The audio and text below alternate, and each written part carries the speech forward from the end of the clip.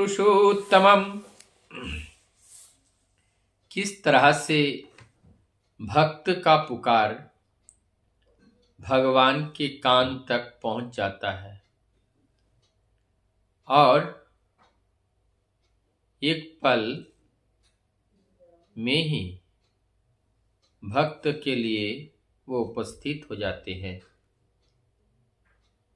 यहाँ तक कहा जाता है भक्त के ऊपर जो संकट आते हैं वो संकट प्रभु के ऊपर शूल बनकर घात करते हैं। इसलिए जैसे भक्त भगवान का जो लीला होते हैं कि बिना भगवान के भक्त नहीं और बिना भक्त के भगवान नहीं, इसलिए भक्त भगवान दोनों मिलकर ही एक रूप है। ये दोनों अलग अलग नहीं है, क्योंकि एक के बिना दूसरा अधूरा है। भक्त सदैव अपने इष्ट देवता को ही देखते रहते हैं, निहारते रहते हैं। जिस तरीके से अर्जुन ने उस मछली के आंख को भेदने के लिए केवल उनके आंख के सामने मछली का आंख ही दिखाई दिया, ठीक उसी प्रकार से भक्त के सामने वो हर जगह वो प्रभु को ही देखते हैं। प्रभु के बिना और कुछ उन्हें दिखाई ही नहीं देते हैं। जैसे प्रभु तो हमारे जीवन के ऐसे हैं जैसे वो जीवन के ध्रुव तारा। जब आसमान में सूर्य ना हो, चंद्रमा ना हो, झिलमिलाती हुई तारों का समुद्र हो, उस समुद्र के अंदर सबसे तेज टिमटिमाने वाली, ज्यादा रोशनी करने वाली जो तारा होते हैं वो ध्रुव तारा ही होते हैं। और वही ध्रुव तारा जो हमारे दिक निर्णय का काम करते हैं। ठीक उसी प्रकार से हमारे जीवन में अनेक कुछ होते हुए भी हमारे जीवन की ध्रुव तारा, हमारे जीवन आदर्श, वही हमारा दिग्दर्शिका है। और उन्हीं दिग्दर्शन के उनको देखकर ही हम अपने जीवन की दशा और दिशा बदलते रहते हैं। आइए आप लोगों को लेकर चलते हैं आप परम दयाल श्री ठाकुर जी का बाल्य जीवन की जो शिक्षा है और उस किशोर अवस्था को पार करते हुए जब गोपाल बाबू के स्कूल में ठाकुर जी बालक अनुकूल पढ़ाई कर रहे हैं, अचानक उनका मन बड़ा अस्त व्यस्त हो गया। तब मास्टर साहब पूछने लगे, क्या हुआ बेटा, आपका तबीयत खराब है? उत्तर दिया, नहीं। क्या आप शौच कार्य में जाएंगे? उत्तर दिया, नहीं। जो भी असुविधाएं हो सकती हैं उस असुविधा को भांपते हुए मास्टर साहब ने प्रश्न पूछा, लेकिन सारे उत्तर उन्होंने ना में दिए। फिर भी उनके अंदर एक व्यथा है और एक व्यस्तता है और उस व्यस्तता को कोई समझ नहीं पा रहे हैं। तो मास्टर साहब ने जब पूछा क्या है, बालक अनुकूल इस बात को उन्होंने बताया ही नहीं। उन्होंने कहा, मास्टर साहब मेरा थोड़ा जरूरी काम है। तो बारिश हो रही थी, बहुत तेज बारिश हो रही थी। आप कह रहे थे इतनी बारिश में आप कैसे जाओगे, बारिश थोड़ा रुक जाए फिर चले जाना। बारिश थोड़ा हल्का पड़ा। दोबारा बालक अनुकूल मास्टर साहब से प्रार्थना कर निवेदन करने लगे। तब एक स्कूल के जो मालिक हैं, जो गोपाल बाबू, उन्होंने वो बालक अनुकूल के स्वभाव को जानते थे कि ये कभी भी धोखा देकर चीट करके स्कूल से नहीं जाते हैं। ये निश्चित रूप से इनके कोई ना कोई कारण होगा। अब इसी बीच में उनके साथ शशिभूषण मास्टर साहब को भेजते हैं। अब वो थोड़ी दूर जा करके उनके घर की और बालक अनुकूल को रास्ते पे देकर वो वापस चले आते हैं।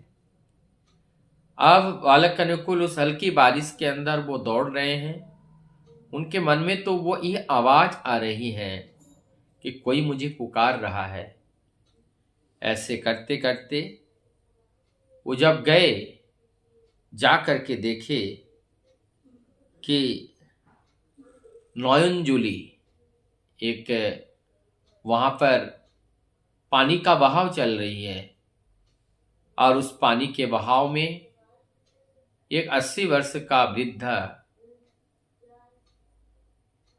वो वहां पे गिर गए हैं और बरसात के पानी के धक्का से, प्रभाव से वो धीरे धीरे भारी धार की ओर जाने ही वाला है। और वो अल्लाह अल्लाह कहकर पुकार रहे हैं, अल्लाह मुझे बचाओ, अल्लाह मुझे बचाओ। तब जाकर के दौड़ते हुए बालक अनुकूल उनके पास पहुंचते हैं, उनको वहां से खींच करके बाहर निकलते हैं। तब वो जो वृद्ध था, उनके मन में लगा कि स्वयं प्रभु हमारी पुकार को सुन ली और स्वयं आकर के वो हमें बचा लिया। तब वो कहने लगे, क्या आप मेरे अल्लाह हो? बालक अनुकूल को बार बार कहने लगे। बालक अनुकूल किसी बात का उत्तर ना देकर उनको उठा के ले जाते हैं। सर तेल को गर्म करके मालिश करते हैं, आग जलाते हैं और उसमें सिकाई करते हैं। पहले उनको स्वस्थता की ओर उनको ध्यान देते हैं और स्वस्थ होने के बाद फिर बालक अनुकूल उनको अपने घर में छोड़कर वहां से अपने घर के लिए रवाना हो जाते हैं। 2 ही कदम जैसे आगे बढ़ा, एक पक्षी, बहुत भारी पक्षी उड़ते हुए उनके कंधे पे आकर बैठ गया। वो भी अभी जो आंधी तूफान हुआ, बारिश हुई, इसमें वो भीग गए। दोनों पंखे से वो उड़ नहीं पा रहे हैं, बहुत मजबूर है। आकर के बालक अनुकूल के कंधे में वो बैठ गए। जैसे ही बैठे वो अपना चलना बंद कर दिए, हिलना डुलना बंद कर दिए, क्योंकि अगर उस पक्षी को पता लग जाए कि ये तो कोई चलने वाले कोई जीव है, ये तो हमें खा जाएगा, अगर उनसे कोई भय ना उत्पन्न हो जाए, इसलिए वो स्थिर हो गए। कई घंटे उस कंधे पर बैठे रहे और पंखा सूखने के बाद उड़ करके चले गए। तब जाकर के बालक अनुकूल फिर घर की ओर रवाना हुए।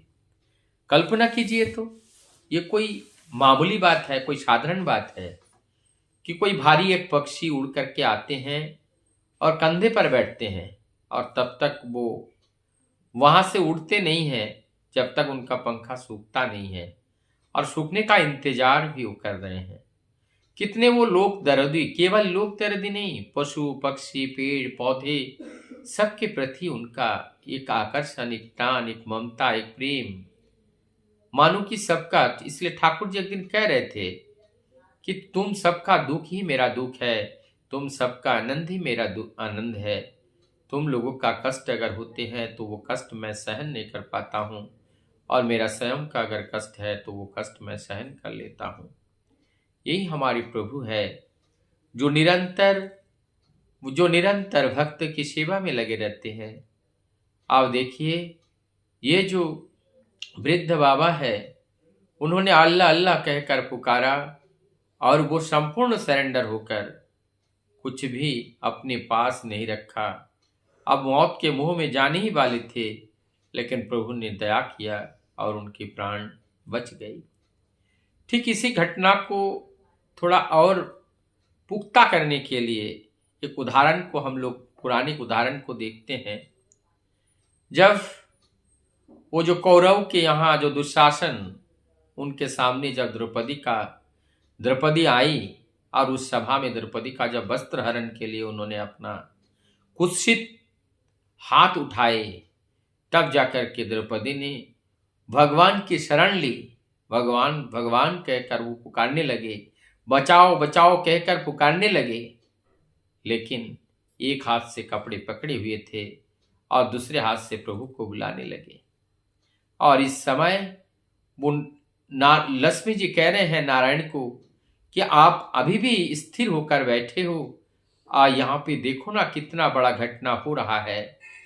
तो वहां से उठ करके नारायण जल्दी से चलने लगते हैं। थोड़ी दूर बाद फिर वो वापस चले जाते हैं। लक्ष्मी जी कहती हैं, क्या हुआ आप फिर वापस आए? फिर नारायण कहते हैं, उन्हें हमें जरूरत नहीं है, उन्होंने अपनी स्वयं की रक्षा स्वयं कर ली। एक हाथ से उन्होंने वस्त्र पकड़ा और एक हाथ उन्होंने इससे हमें बुलाया। तो इसका अर्थ यही है कि हमें प्रभु को अगर बुलाना है, प्रभु के शरण में जाना है, कंप्लीट सरेंडर होकर के जाना है, आधा नहीं। आधा में प्रभु कभी भी वो सहाय नहीं होते हैं। जैसे ही द्रौपदी ने दोनों हाथ को उठाकर प्रभु का शरण लिया, तब प्रभु स्वयं ने उनका वस्त्र का भंडार दे दिया। और उसके बाद दुशासन ने उस वस्त्रों को खींचते रहे, लेकिन वही नरपिशाच अब उनको ही लज्जित होना पड़ा, क्योंकि जिनके साथ स्वयं प्रभु हैं, उनको कौन पराजय कर सकते हैं? कोई नहीं। और यहाँ पर दुशासन का पराजय हुआ और द्रौपदी का विजय प्राप्त हुआ, ये केवल परम दयाल की इसी दया से। तो ये जो करुणा के सागर है वो दयामय है, वो परम पिता है, वो सबके पिता है। सभी संतानों का जो सुख दुख निरंतर वो देखते रहते हैं, और इसीलिए हम धरती पर ठीक से अपने जीवन को व्यतीत कर पा रहे हैं, और बिना किसी द्विधा, बिना किसी प्रश्न, बिना किसी दुख से, क्योंकि हम परम पिता के संतान हैं। हमारे रक्षक हमारे परम पिता ही है। वंदे पुरुषोत्तम।